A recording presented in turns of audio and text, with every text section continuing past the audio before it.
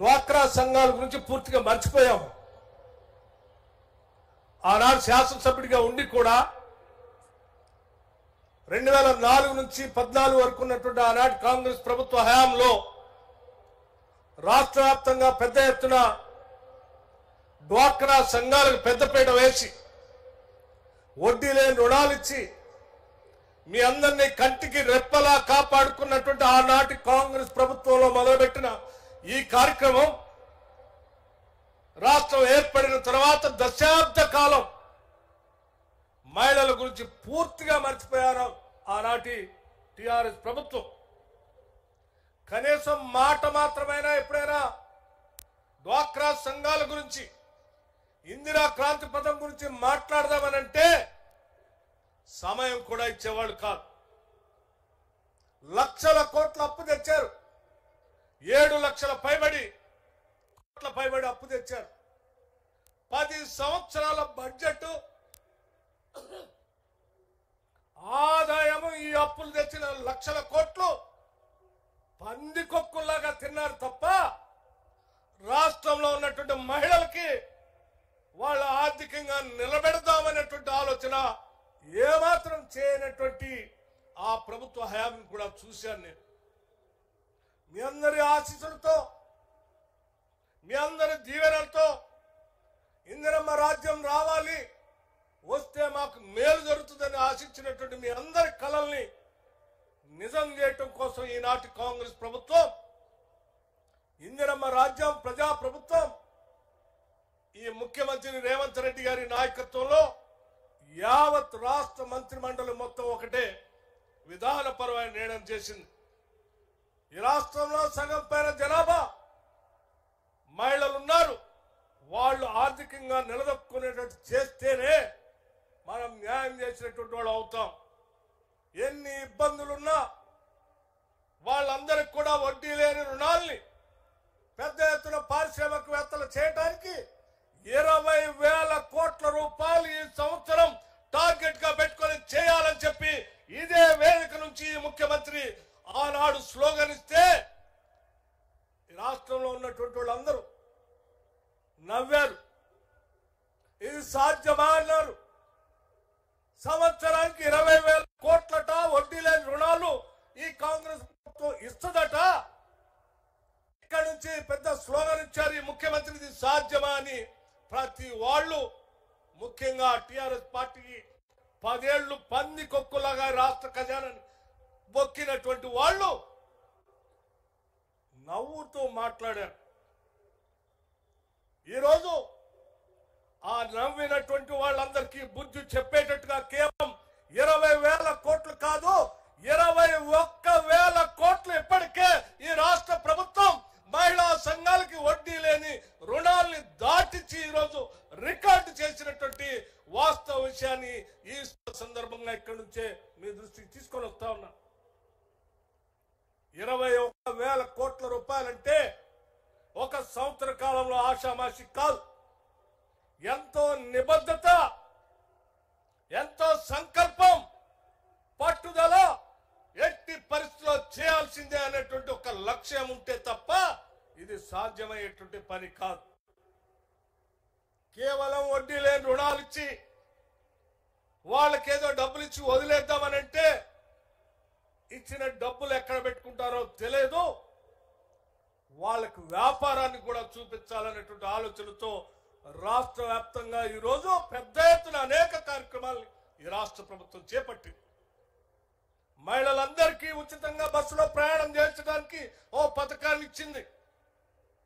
ఆ పథకం ఒక్కటే కాదు, వాళ్ళు తిరిగేటువంటి బస్సులు, ఆర్టీసీ సంస్థకు చెందినటువంటి బస్సులు కూడా మీ ద్వారా కొనుగోలు చేపించి వాటిని, అదే బస్సుల్ని ఆర్టీసీకి అద్దెకిచ్చి అక్కడి నుంచి మళ్ళీ రాబడి మీకు వచ్చేటట్టుగా చేసేటువంటి కార్యక్రమాన్ని కూడా ఒక ఎంఓ చేసి ఆర్టీసీకి దాదాపు బస్సులు 600 బస్సులను కొనిపించినటువంటి ఘనత బహుశా ఈ భారతదేశ చరిత్రలో ఎక్కడా కూడా లేదని చెప్పడానికి నాకు ఎటువంటి సందేహం లేదు. 600 బస్సులు గ్రామీణ ప్రాంతాల్లో రూపాయి పోగేసుకునేటువంటి మహిళలు ఈరోజు బస్సులకు యజమానులు అయ్యారు. అట్లాగే రాష్ట్ర వ్యాప్తంగానే కాదు దేశవ్యాప్తంగా కూడా ఈరోజు వెలుగులు నింపేటువంటి న్యూ ఎనర్జీ పాలసీ తీసుకొని వస్తే అది టాటాలకో బిర్లాలకో సంబంధించినటువంటి పారిశ్రామికవేత్తలు పోతా ఉంటే ముఖ్యమంత్రి గారు ఎనర్జీ శాఖ చూస్తున్న నన్ను పిలిచి అట్లాగే సీతక్క గారిని పిలిచి మనం ఈ ప్రభుత్వం మహిళలకు డబ్బులు ఇస్తా ఉన్నాం, కరెంటు మీరు కొంటా ఉన్నారు, ఆ పెట్టే పరిశ్రమలు మహిళలకు ఇస్తే వాళ్ళు పరిశ్రమలు పెడతారు, ఆ పరిశ్రమల ద్వారా కరెంటు మీరే కొనండి, మళ్ళీ వాళ్ళకి ఆదాయం వచ్చేటట్టుగా చూడండి అని చెప్పి 1000 మెగావాట్లని సోలార్ పవర్ ద్వారా ఉత్పత్తి చేసేటువంటి 1000 మెగావాట్ల పవర్ ని మహిళల కోసం ఎంఓయూ చేసి ఈరోజు రాష్ట్ర వ్యాప్తంగా దేశంలో మొట్టమొదటిసారి సోలార్ పవర్ ని డ్వాక్రా సంఘాల ద్వారా ఉత్పత్తి చేసేటువంటి కార్యక్రమం, ఒక చారిత్రాత్మకమైనటువంటి కార్యక్రమాన్ని ఈరోజు రాష్ట్ర ప్రభుత్వం మీకోసం మొదలుపెట్టిందని చెప్తానికి కూడా గర్విస్తా ఉన్నాం, సంతోషిస్తా ఉన్నాం. సోదరి మళ్ళందరూ ఆలోచన చేయండి.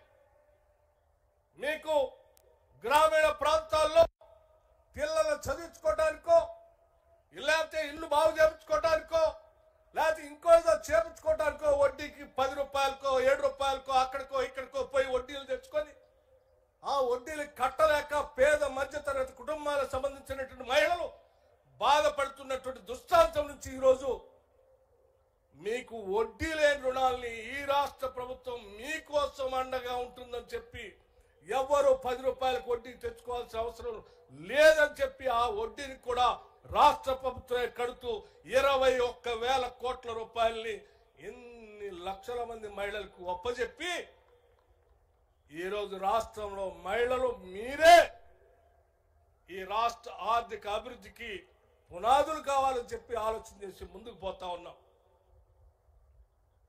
అంతేకాదు మీరు వ్యాపారం ద్వారా ఉత్పత్తి చేసేటువంటి వ్యవస్థల్ని, సంస్థల్ని, వస్తువుల్ని కూడా అమ్ముకోవటానికి కావాల్సినటువంటి అత్యంత ఖరీదైనటువంటి ప్రాంతంలో ఒక బజార్ని మీకు ఏర్పాటు చేసి మాదాపూర్లో ప్రారంభోత్సవం చేసినటువంటి సంగతి కూడా మీకు తెలిసిందే.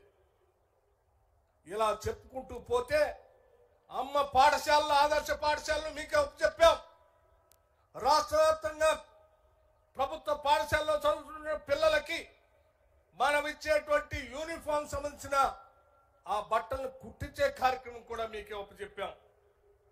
ఎక్కడ ఏ చిన్న అవకాశం దొరికినా ఏ ప్రభుత్వ కార్యాలయంలోనైనా క్యాంటీన్లు పెట్టించేటువంటి కార్యక్రమం ఉంటే కూడా ఆ కార్యక్రమం కూడా మీకే చెప్పాం.